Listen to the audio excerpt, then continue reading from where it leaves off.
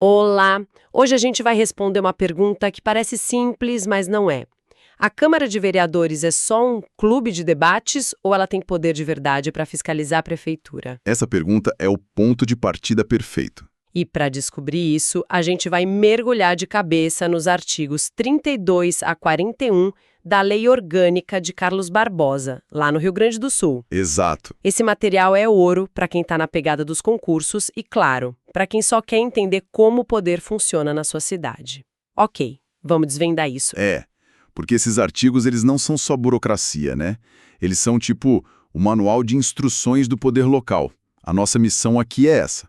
Traduzir o juridiquês. Exatamente. Traduzir e mostrar na prática como cada regrinha ali cria ou limita o poder dos vereadores. O fascinante é que a resposta para sua pergunta, ela está nos detalhes, em como a Câmara é montada, como ela opera e o principal, que armas ela tem para fiscalizar. Excelente. Então vamos começar pelo básico, pela estrutura. Quem são e quantos são? Os artigos 32 e 33 dão essa base pra gente. O 32 é bem direto ao ponto. Poder legislativo é a Câmara de Vereadores, mandato de 4 anos. Simples. Mas o artigo 33, ele já traz um detalhe que muda todo o jogo político. E como muda?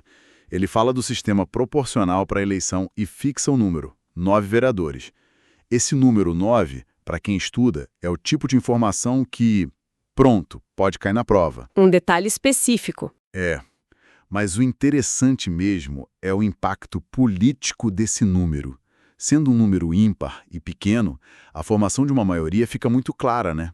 São precisos 5 votos. E isso significa que um único vereador pode ter um poder gigantesco, certo? Tipo, se tiver um bloco de 4 de um lado, 4 do outro... Precisamente, você matou a charada. Um único vereador independente pode se tornar a peça mais cobiçada e poderosa da Câmara. É o famoso fiel da balança. Nossa! A governabilidade do prefeito, a aprovação de projetos, tudo, absolutamente tudo, pode depender daquele 5º voto. A dinâmica da cidade inteira pode girar em torno de conquistar esse vereador. Olha como um simples número no papel define o jogo de poder na vida real. Faz todo sentido? Já não parece um detalhe tão pequeno assim? Ok. Já sabemos quem eles são. Agora, a parte mais densa. Como as decisões são tomadas no dia a dia. Agora a gente entra no coração da coisa. Isso nos leva para um bloco de artigos que são o centro do funcionamento da Câmara, as regras da mesa diretora, as sessões e, claro, a votação. Exatamente. O artigo 34. Ele define o primeiro ritual da legislatura, a posse em 1º de janeiro e, no mesmo dia, a eleição da mesa diretora. E aqui já tem regras que todo concurseiro tem que anotar. Manda aí. Mandato da mesa. 1 ano. Só 1 ano. E a eleição tem que buscar a representação proporcional dos partidos. A ideia é que o comando da casa reflita a diversidade do plenário. Peraí, mas essa regra de mandato de 1 ano e a proibição de recondução para o mesmo cargo, se a pessoa já ocupou por mais de 2 anos, isso não pode ser ruim? Como assim? Se você tem um presidente da Câmara excelente, que conduz bem os trabalhos, por que forçar essa troca? Isso não prejudica a continuidade? É uma ótima pergunta. E ela toca no centro da questão. A lei, aqui, ela faz uma escolha. Ela prefere o risco da descontinuidade ao risco da concentração de poder. Entendi. A lógica é evitar que uma pessoa ou um grupo político se perpetue no comando da Câmara, controlando a pauta, controlando as discussões por 4 anos. É um mecanismo para forçar a negociação, a rotatividade de poder dentro do próprio legislativo. Então se sacrifica uma possível eficiência. Isso, sacrifica-se uma possível eficiência administrativa em nome de um maior equilíbrio político. É uma troca. Entendi, é uma troca. E tem outro detalhe nesse artigo que me pareceu meio contraintuitivo. A eleição da mesa para os anos seguintes acontece na última sessão do ano anterior. Eu imaginaria que seria no primeiro dia do ano novo. Qual a lógica disso? A lógica é previsibilidade, é transição organizada. Ao eleger a nova mesa antes do recesso de fim de ano, a Câmara já entra no novo período legislativo com o comando definido. Ah, para não começar o ano no caos. Exato.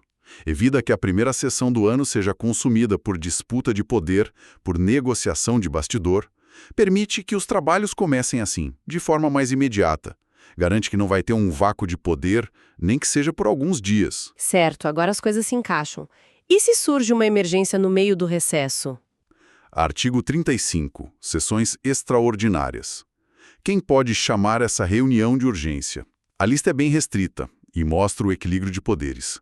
Pode convocar o presidente da Câmara, a maioria dos vereadores, o prefeito ou a tal da comissão representativa que atua no recesso.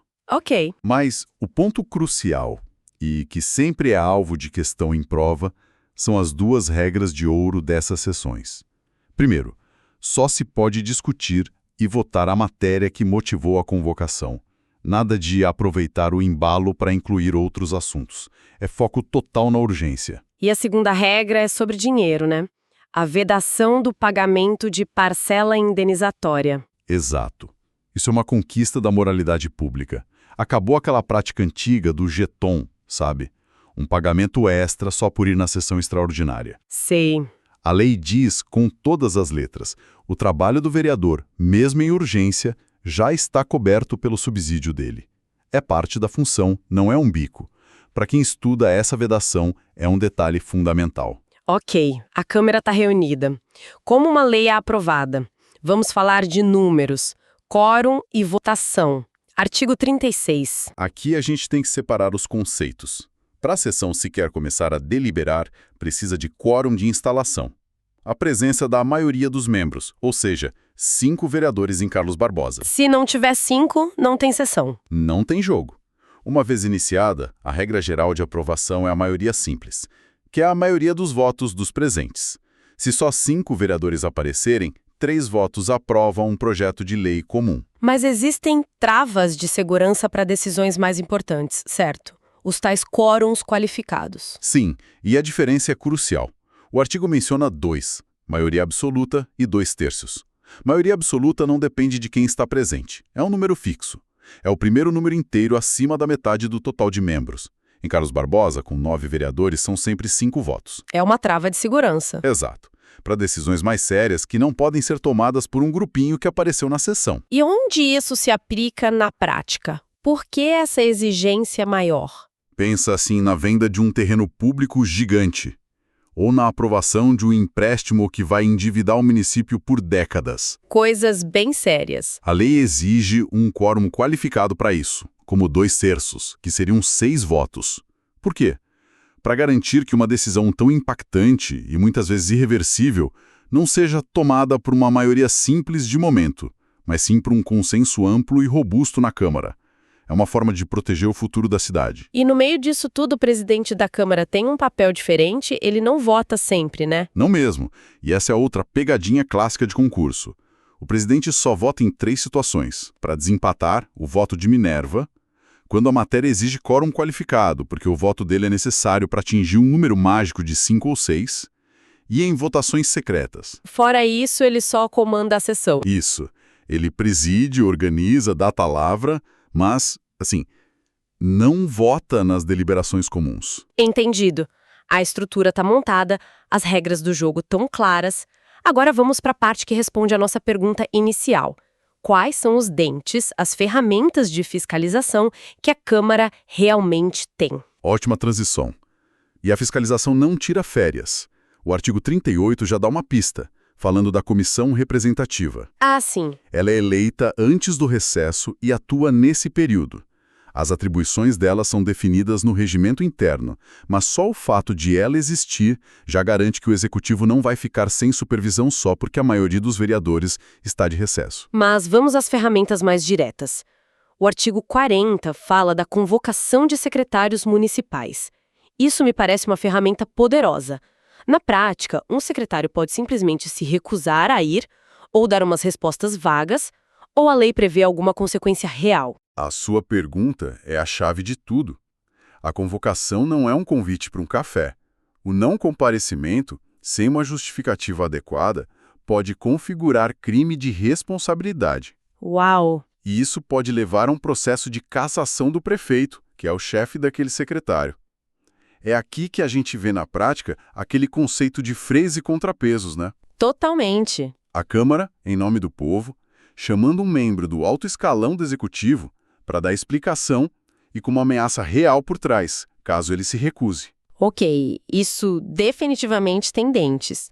Mas e se a suspeita for de algo muito maior, mais complexo, que uma simples convocação não resolve? Aí a gente entra na artilharia pesada.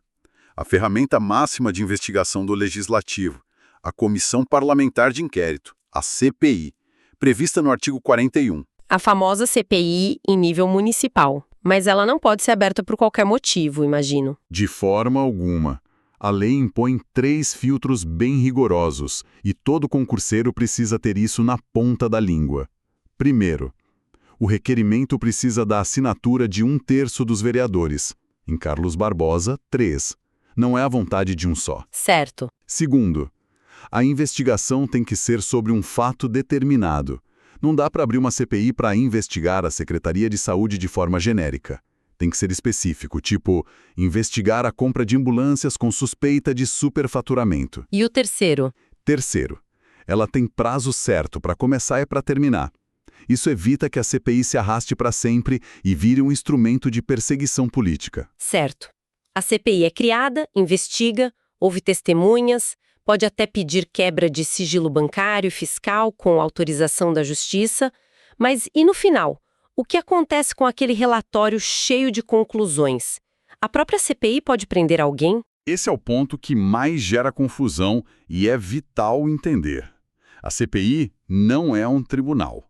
Ela não julga, não condena e não prende ninguém. Então, o que ela faz? O artigo 41 é claríssimo. As conclusões, se apontarem a existência de crimes, são enviadas para o Ministério Público. É o MP, o titular da ação penal, que vai analisar as provas e, se for o caso, denunciar os envolvidos à Justiça, para que aí sim sejam processados e, eventualmente, punidos. Então, o poder das CPIs é o de investigar e jogar luz sobre os fatos, produzindo um dossiê qualificado para a autoridade competente. Exatamente. O poder dela é o de apuração e de exposição pública. É um poder imenso, mas que se esgota na investigação. Essa distinção entre o poder de investigar da CPI e o poder de processar do Ministério Público é uma das bases do nosso sistema e um tema que sempre aparece em provas. Ufa! Que análise detalhada! Vamos recapitular. A gente viu que a estrutura da Câmara, com seus 9 vereadores, já cria uma dinâmica política toda própria. Analisamos as regras do jogo, como a mesa diretora é eleita para garantir a rotatividade do poder, como as sessões extraordinárias têm travas de moralidade e como os diferentes quórums de votação funcionam como uma salvaguarda para decisões importantes. E o mais importante? Respondemos à nossa pergunta inicial. Sim, a Câmara tem dentes, e eles são afiados. A convocação de secretários, que pode levar a um processo de impeachment, e a poderosa CPI, capaz de desvendar esquemas complexos e entregar tudo documentado para o Ministério Público. Isso. A lei desenha um legislativo com poder real para representar, legislar e, crucialmente, fiscalizar. Conectar esses pontos é fundamental. Esses artigos mostram que a democracia no nível municipal não foi feita para ser um jogo de cartas marcadas, com o legislativo só carimbando as vontades do prefeito. As engrenagens do controle, elas estão todas aí, descritas na lei. Elas garantem que o poder que mais afeta o nosso dia a dia seja exercido com transparência e com responsabilidade. Com base em tudo isso, então, qual a provocação final que fica para quem nos ouve? A reflexão é a seguinte: a lei nos dá um manual de instruções completo. As ferramentas de fiscalização, como a convocação e a CPI, existem e são poderosas. A questão que fica é, sabendo disso, como a sociedade pode, de fato, acompanhar e até mesmo cobrar o uso eficaz dessas ferramentas pelos seus representantes? Boa pergunta. A lei dá o caminho, né? Mas quem impulsiona a sua aplicação?